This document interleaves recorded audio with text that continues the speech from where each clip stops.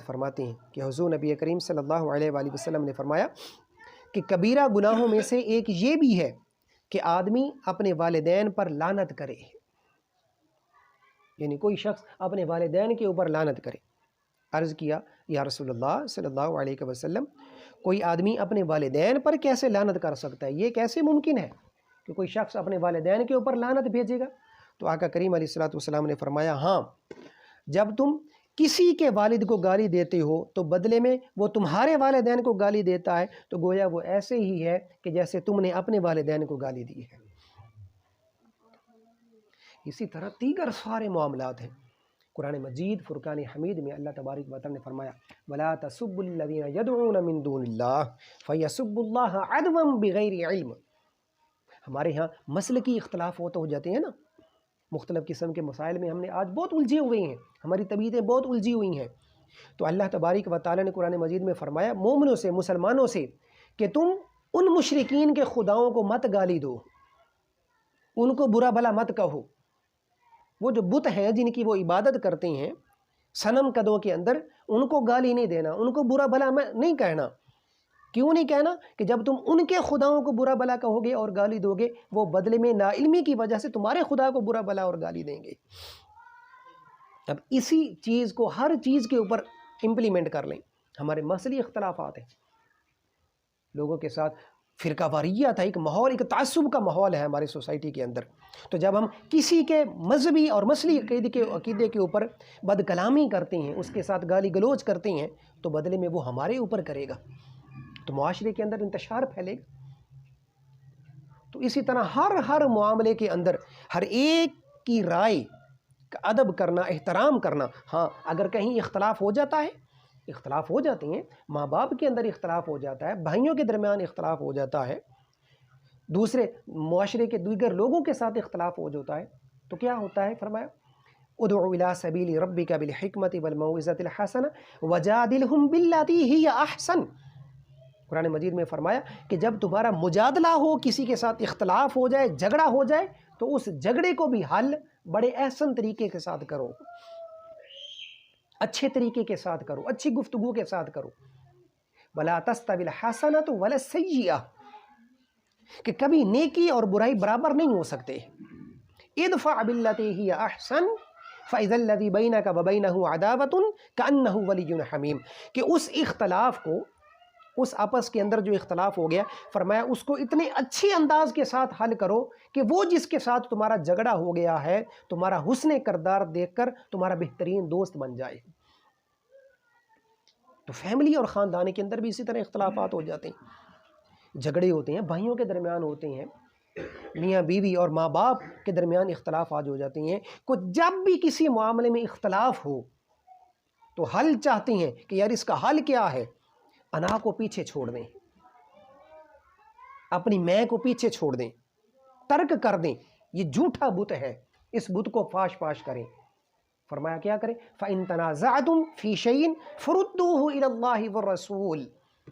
کہ جب بھی کوئی مسئلہ درپیش ہو اور آپ اس کا حل چاہتے ہوں،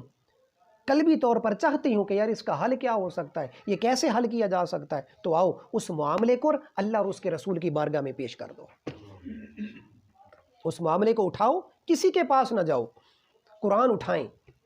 کسی عالم دین کے پاس جائیں، کسی پڑھے لکھے پوزیٹیو شخص کے پاس جائیں جو آپ کو بتائے کہ آپ اس معاملے کا قرآن کے اندر اللہ نے کیا حل دیا ہے۔ فَإِن تَنَازَعْتُمْ فِي شَيْءٍ فَرُدُّوهُ إِلَى اللَّهِ وَالرَّسُولِ فَإِن تَنَازَعْتُمْ فِي شَيْءٍ فَرُدُّوهُ إِلَى اللَّهِ وَالرَّسُولِ، کسی معاملے میں جھگڑا ہو جائے، کسی معاملے میں اختلاف ہو جائے،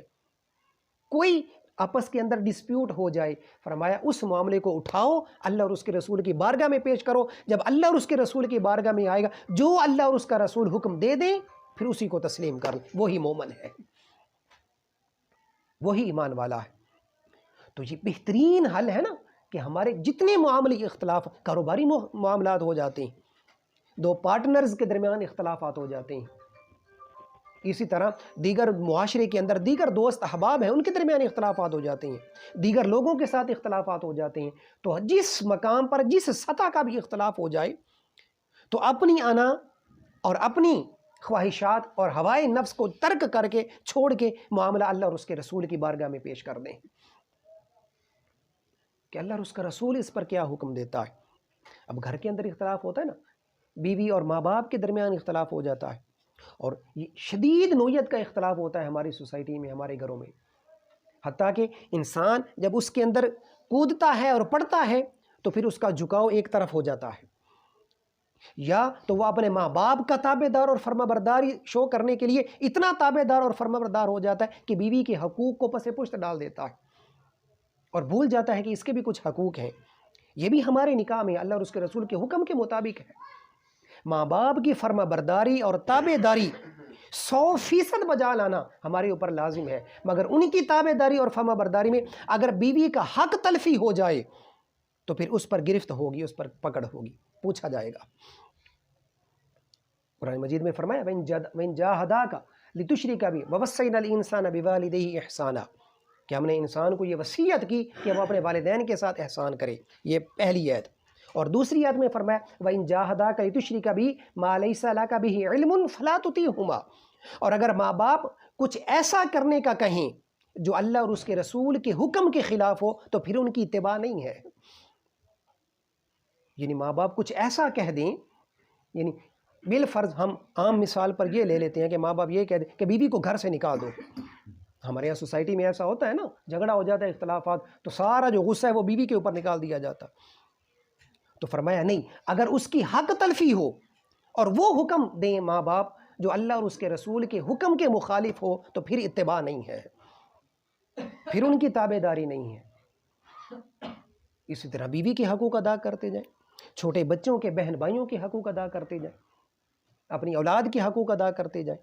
اللہ اور اس کے رسول کے احکامات اور فرمان آقا کریم علیہ الصلوۃ والسلام کے مطابق۔ پھر انشاءاللہ جب ہم ہر معاملے کو اٹھا کر اللہ اور اس کے رسول کی بارگاہ میں پیش کر دیں گے تو ظاہری طور پر تو ہم جھکے ہوئے نظر آئیں گے نا، ہماری انا بھی بہت ساری آڑے آ جاتی ہے اور سمجھتے ہیں یار اگر میں نے اس کے پاس چلا گیا اور صلح کر لے اور معاملات، لوگ کہیں گے یار جھک گیا کہ نہیں جھک گیا۔ آقا کریم علیہ الصلوۃ والسلام کی حدیث مبارکہ ہے کہ دوران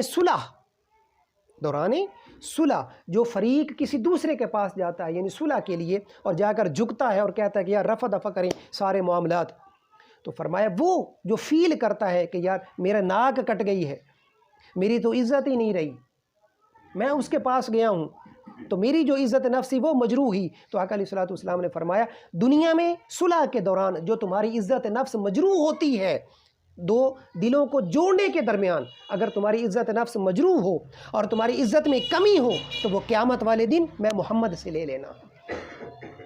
میں تمہیں وہ قیامت والے دن دے دوں گا۔ کتنا بڑا اجر ہے جھک جانے میں، عاجزی اختیار کرنے میں، انکساری اختیار کرنے میں، تاکہ خاندان کا جو ماحول ہے خوبصورت ماحول اس کو برقرار رکھا جائے۔